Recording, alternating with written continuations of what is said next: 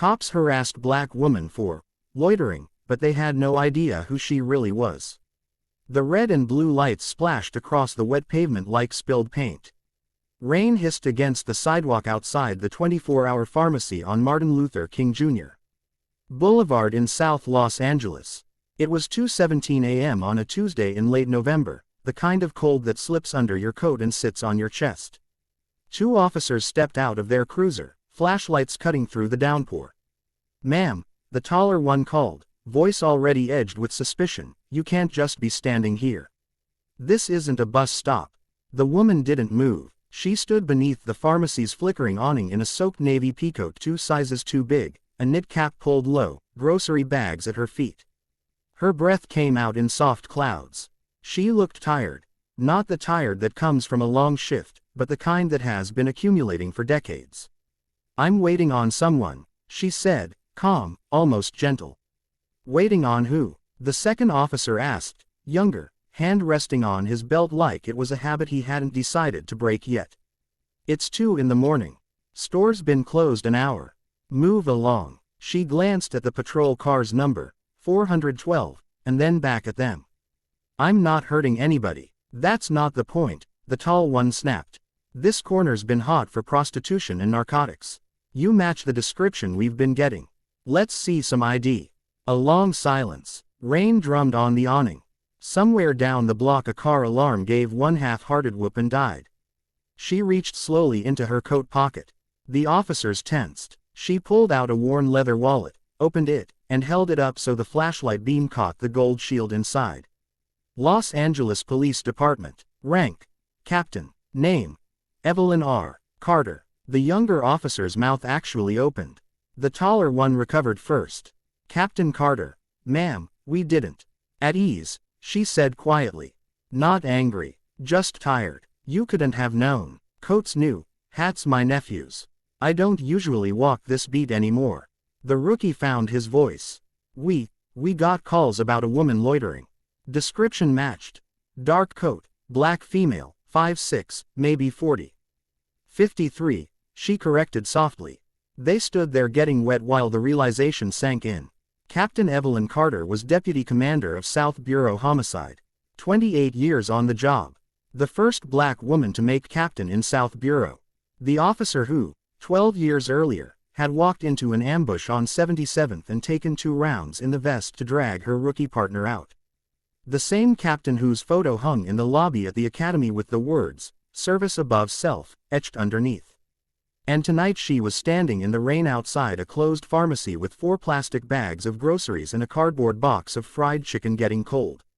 The tall officer, name tape read Ramirez, cleared his throat. "Ma'am, is there something we can help you with?" She looked at him for a long moment, then down at the bags. "My car's in the shop," she said. "Bus stopped running an hour ago. My mother's inside that building." She nodded toward the boarded-up, 3-story apartment across the street, its windows glowing faintly behind security bars. "Stage 4 lung cancer. Oxygen ran out at midnight. Pharmacy delivery doesn't start till 6. She's got maybe an hour and a half, before it gets real bad." The officers looked at the building, then at the small portable oxygen tank in one of her bags, empty, the gauge flat against 0. "I was trying to keep her calm on the phone," Carter continued. "Told her I'd sit right here where she could see me from the window. She watches for the squad cars, says the lights make her feel safe." A small, sad smile. "Didn't expect one to stop for me." Ramirez swallowed hard. The rookie, Kowalski, was already moving. "Captain, we can run you to the right now. Or call med gas." "No point," she said. Won't fill private tanks after hours, and med gas won't come to this zip code this late." "I've tried." She picked up the chicken box. Brought her favorite from Rosie's. "Figured if tonight's the night, at least it smells like home." Silence again, heavier than the rain. Ramirez looked at Kowalski. Kowalski looked at the cruiser. Then at Carter. "Captain," Kowalski said, voice cracking just a little, "get in. Both of us are O positive. We'll get you there." Carter raised an eyebrow. Ramirez was already opening the back door. "We've got a sergeant at the academy who keeps an extra tank in his trunk for his dad. Lives 10 minutes away. We'll wake his ass up. Carter stared at them. Something shifted behind her eyes. Something ancient and exhausted that had stopped expecting anything from anybody a long time ago. You sure? She asked. Kowalski took 2 of the bags from her hands without asking. Yes, ma'am. They loaded her into the back of the cruiser like she was made of glass. Ramirez hit the lights. Not the full siren, just the wail muted low so it wouldn't scare Miss Lorraine up on the 3rd floor. Carter rolled the window down and waved toward the lit window. A frail hand appeared, waving back. As they pulled away from the curb, Carter leaned forward between the seats. Ramirez, she said, reading his name tape again. You got family, wife, 2 little girls. Kowalski, mom in Fresno. Dad passed last year. She nodded slowly. When this is over, whether it's tonight or next week, you 2 come find me at the bureau. We're gonna have coffee, and you're gonna tell your wives and your moms that sometimes the job gives some of it back. The sergeant with the spare tank met them in his driveway in slippers and a robe, cursing good-naturedly about rookies who can't read a clock. By 2:49 a.m. they were back at the apartment, Ramirez carrying the fresh tank like it was the World Cup. Carter led them up 3 flights of stairs that smelled like old grease and Lysol.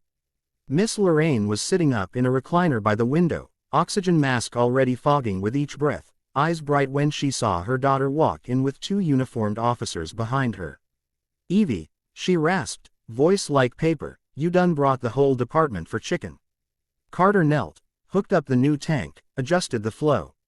The hiss of clean oxygen filled the room. Something like that, Mama. Miss Lorraine looked at the officers, then at her daughter's wet eyes. Baby, she whispered, you still out there saving everybody but yourself.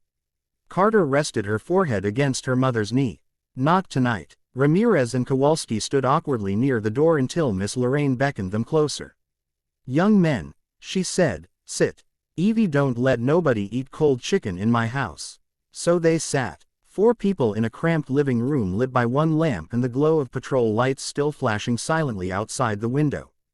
They passed around paper plates of Rosie's fried chicken and collards and cornbread that steamed in the cold air.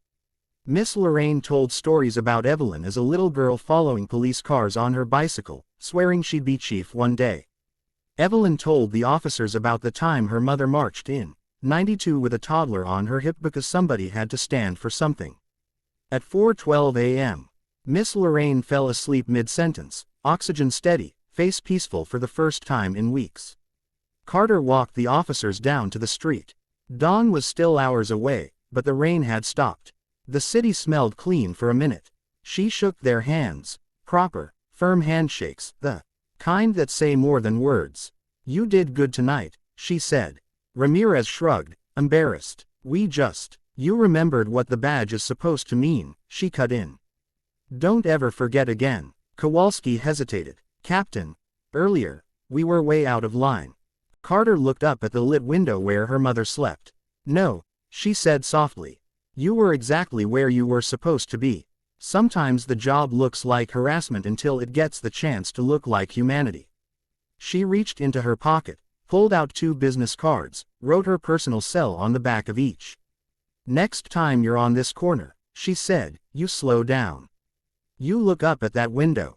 And you remember there's always somebody watching who still believes the lights mean help is coming. Then Captain Evelyn Carter, Deputy Commander, survivor of ambushes, legend in roll call, picked up her empty grocery bags, nodded once, and walked back up the stairs without looking behind her. Ramirez and Kowalski stood there a long time after she disappeared. Eventually Kowalski spoke, voice rough. We almost arrested a captain. Ramirez watched the 3rd floor light glow steady and sure. No, he said, we almost missed the chance to carry oxygen for an angel. They got back in the cruiser. Neither one turned the radio on for the rest of the shift. 3 weeks later, Miss Lorraine passed quietly in her sleep with Evelyn holding her hand and the hum of good oxygen in the background. At the funeral, half of South Bureau showed up in dress blues.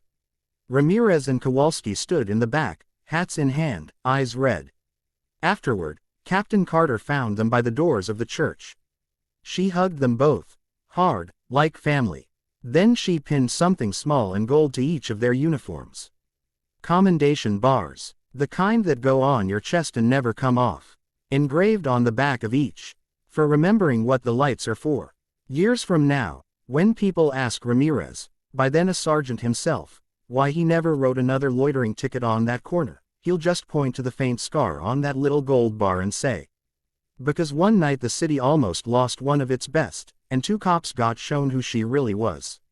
And somewhere, on quiet nights when the rain falls soft and the lights flash red and blue across wet streets, Captain Evelyn Carter still walks her mother's block in an oversized coat, just to make sure the new kids remember too.